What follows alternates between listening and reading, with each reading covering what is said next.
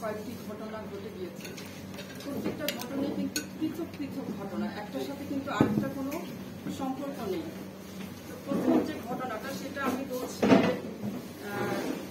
কাংসা থানার ৬ নম্বর এই মামলাটা, এটা 15ই সেপ্টেম্বর মানে মামলাটি রুজু হয়। এটা ছিল একটা হত্যা মামলা। তো কাংসা থানার যে বিলমণ্ডপ এলাকার বাসিন্দা ছিল রতন খান, সে তার স্ত্রী চামেলিকে গলায় ওড়না পেঁচিয়ে শ্বাসরোধ করে হত্যা করে এবং পরবর্তীতে ভিকটিমের মুখে বিষ ঢেলে দিয়ে এটা আত্মহত্যা বলে প্রচারের চেষ্টা করে। কিন্তু আমরা যখন ঘটনাস্থলে যাই তখন ভিকটিমের মরদেহ এবং সুরতহাল দেখে আমরা বুঝতে পারি যে এটা আত্মহত্যা না, এটা হত্যা। তাৎক্ষণিকভাবে আমরা ওই আসামি রতন খানকে গ্রেফতার করি, তারপরে জিজ্ঞাসাবাদ করতে থাকি। জিজ্ঞাসাবাদের এক পর্যায়ে সে আমাদের নিকট স্বীকার করে এবং সাথে সাথেই আমরা সেদিনে সিআরপিসি 164 ধারা মোতাবেক তারও জবানবন্দি নেই এবং একটি হত্যা মামলা তার বিরুদ্ধে আমরা দায়ের করি। এইটা এখানে আমাদের আসামি রতন খান গ্রেফতার আছে এই মামলায়।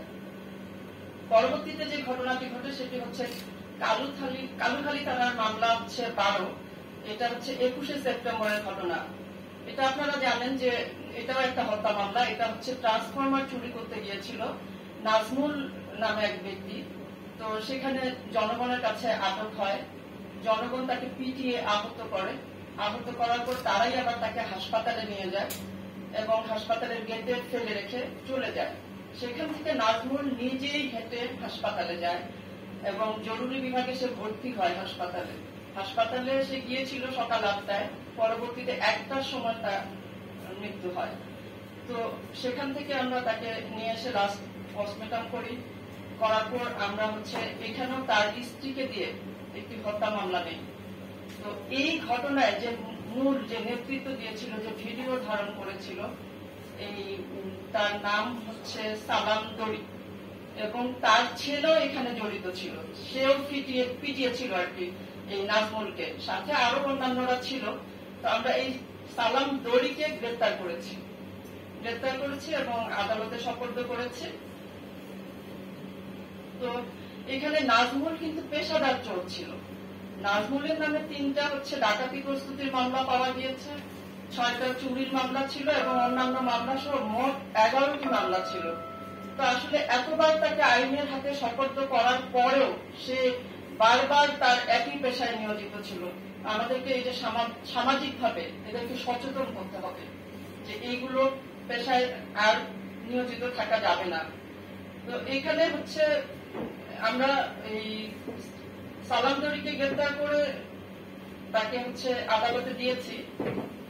সালাম দড়ির নামেও মামলা আছে। এটা তার নামে 2টি মারামারির মামলা পেয়েছি আমরা এবং রিসেন্টলি 2024 সালের এই যে 18ই মে মারামারির মামলায় সে এজাহারভুক্ত চার্জশিটভুক্ত আসামি। তো তার এই মারামারি করার অভ্যাস আছে, এটা দেখে বোঝা যায়। ঘটনা যেটা 3 ছিল সেটা গোয়ালন্দঘাট থানার মামলা। এটা আপনারা সবাই অবগত আছেন যে সুশীল সরকার নামে একজন ব্যক্তিকে কুপিয়ে এবং গুলি করে তার মৃত্যু নিশ্চিত করে দুর্বৃত্তরা।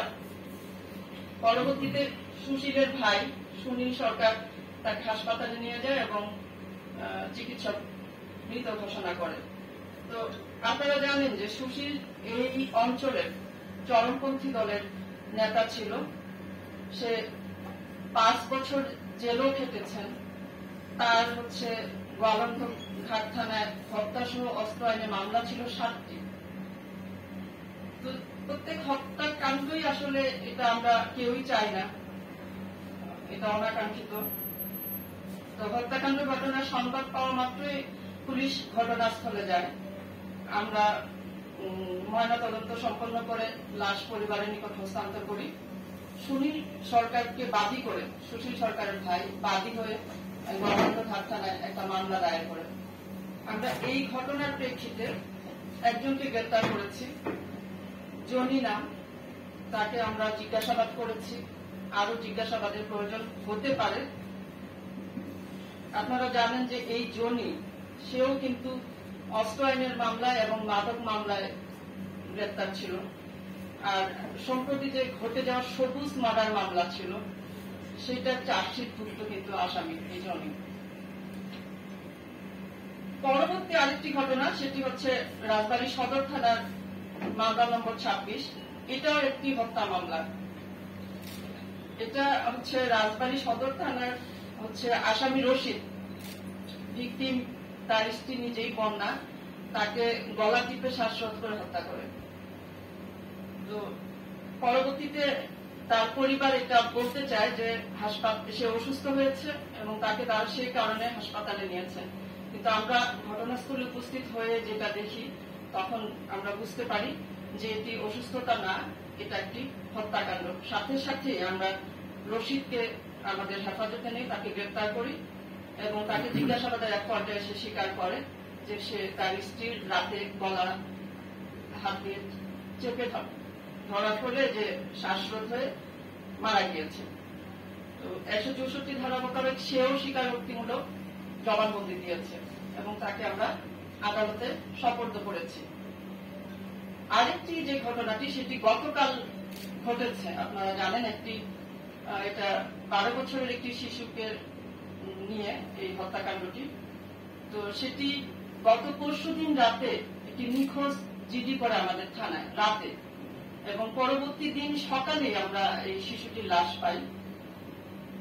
এটি হচ্ছে যে পার্শ্ববর্তী এলাকার মুক্তা সর্দারের একটি মালটা বাগান ছিল, সেই বাগানের বেড়া ছিল কাঁটা তার দিয়ে ঘেরা এবং সেটাতে বিদ্যুতায়িত করে রাখা হয়েছিল যেন কেউ প্রবেশ করতে না পারে, কিন্তু ছোট শিশু বুঝতে না পারে সে ওই মালটা খেতে গিয়েছিল সম্ভবত, গিয়ে ওই বাগানের বিদ্যুতের তারের সাথে বিদ্যুতায়িত হয়ে সে মারা যায়।